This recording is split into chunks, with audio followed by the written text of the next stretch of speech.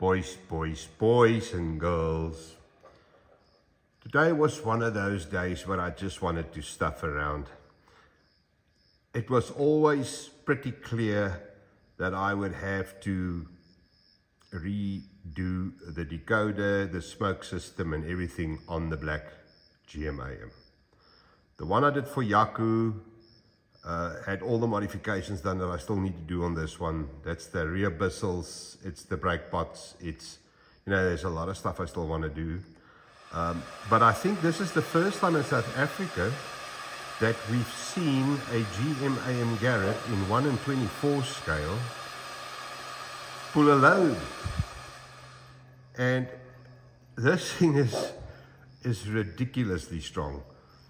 You know, I mean, there's only a couple of axles on here, but it just picks up and goes.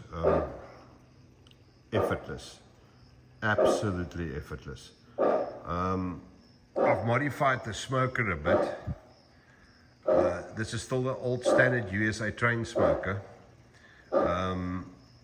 Modified it a little bit. You know, I want to do the new smoker, you know, the custom smoker for this one later when I get there. But yes, all in a day's work. First thing that needs to be done is the bristles, obviously. They need doing. Because that was one of the modifications we learned through trial and error.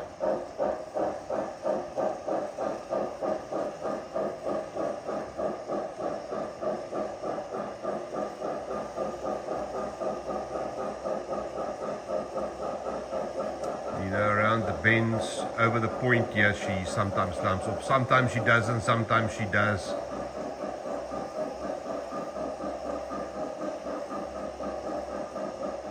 You know, so who knows?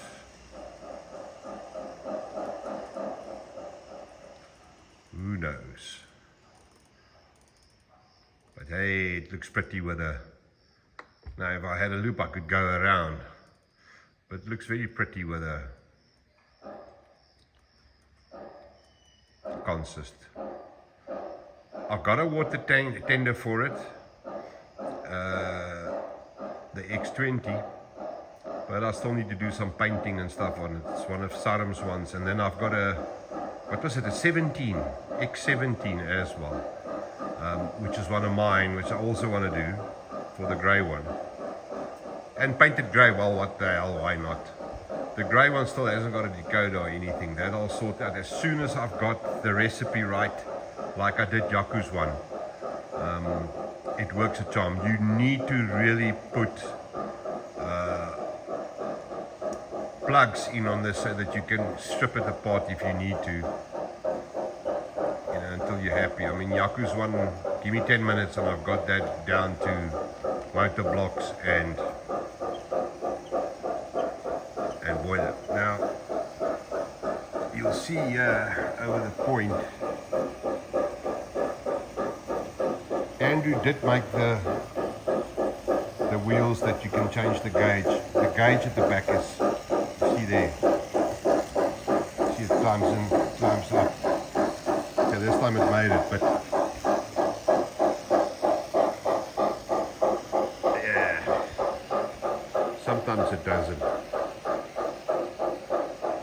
Maybe just happy to, but takes the bend. You see, this is that S.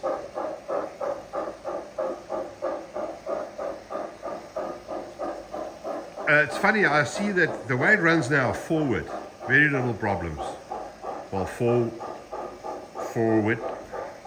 very little problems. It's happy that way, but with a coal bunker in front coming back, I don't know why, but it's sometimes does funny things. And look, it needs to run in. Let me tell you one thing, from when it started running earlier today up to where we are now, it's a hell of a lot more quiet, it's happier. You can see that, let me just not hook the 34 again. You can see that, you know, it's running in, which is a lovely thing to do with a steam engine. Carl said to me tonight, they used to pull these things behind a diesel, the live steam ones. Just taka, taka, taka, taka, taka, until it's quiet. And then it's running. So yes, there's the first time that we actually see a GMAM with a load. And going around a bend without any problems. This is going to be a spectacular loco. I think this is the crown on any layout. You know, this was our steam era. I mean, this was the king, man. So yes, dudes, I'm gonna go. It's 1:30 in the morning. So then we'll speak later. Goed, julle, tot ziens.